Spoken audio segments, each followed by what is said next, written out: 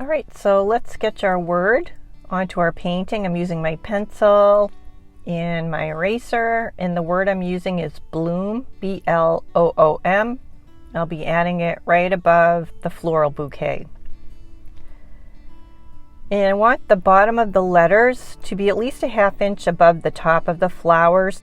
So when we know where that will be, we can draw a really faint line across from where I want to start the word to where I want to finish it. So I'll start the word right about here and end right about here. And then I'll be erasing the lines after we paint the letters.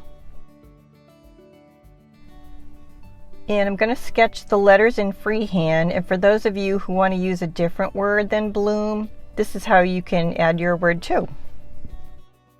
And if you need to erase some of the lines, not to worry, you can easily erase on top of the white paint. It won't ruin your painting, but you just want to make sure that your eraser is clean, and a white eraser would work best. My letters are just simple block letters, and I'm just eyeballing the distance between the letters. There's only 5 letters, so it's not too difficult.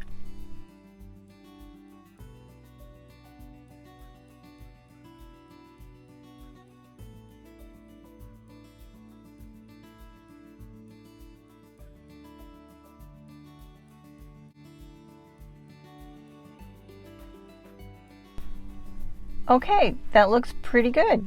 And I think I'm going to make the B just a little bit wider.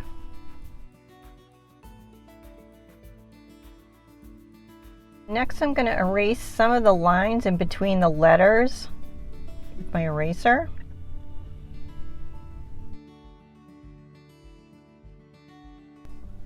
And now I want to darken up the lines so you can see them a little bit better. And next, I'm going to paint the first layer of the word bloom with some indigo blue, the same color as the first background layer that we painted. So I'm using my small round brush, and I'm going to do exactly what we did in the first lesson where we added lots of water to the paint. I want to do 2 things to match the color of the background so it's a bit lighter than straight out of the tube, and also I want it to be transparent, almost like watercolor, because we'll be layering purple on top of this layer next, and we want this blue to show through. And it looks like it's matching up well with the blue from the bouquet outline.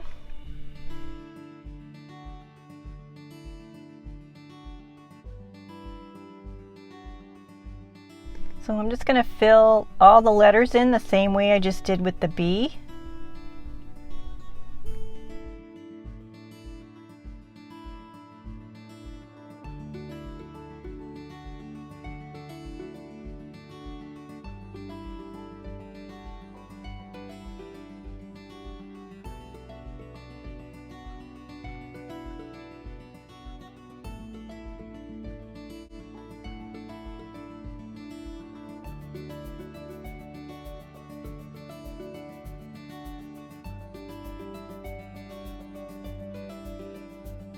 And sometimes it helps to turn your paper around. It's a little bit easier.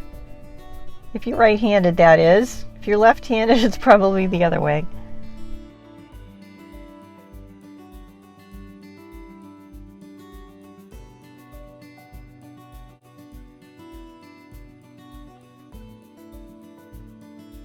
And one last letter. So I'm going to let this layer completely dry, and then we'll add our final layer of purple.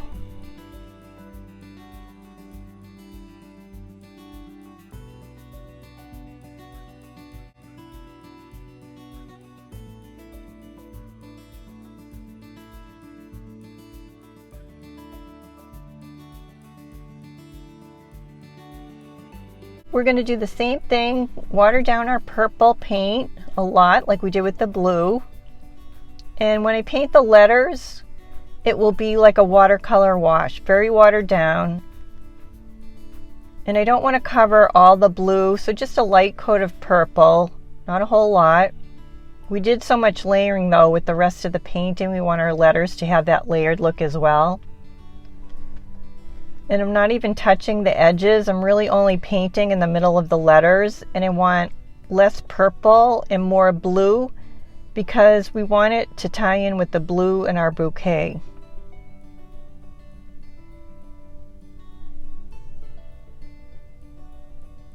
It looks so pretty.